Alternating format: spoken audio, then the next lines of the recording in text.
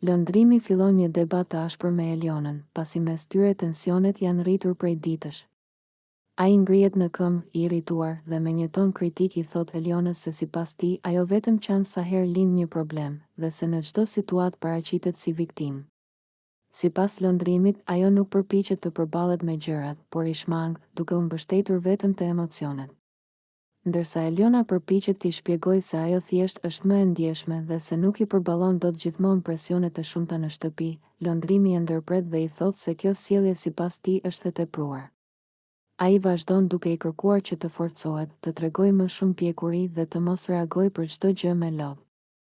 Shton se në shumë raste ajo sillet ende si fëmijë dhe për këtë arsye i kërkon të rritet dhe të marrë përgjegjësi për mënyrën si komunikon me të tjerët. Eliona, e prekur nga fjalët e tij, mundohet të mbrohet, por debati vetëm sa nxehet më shumë. Lëndrimi vazhdon me argumentin e tij duke i thënë se nuk ka asgjë personale, por se ajo duhet të ndryshojë qasjen ndaj situatave, sepse sipas tij kështu nuk mund të vazhdohet.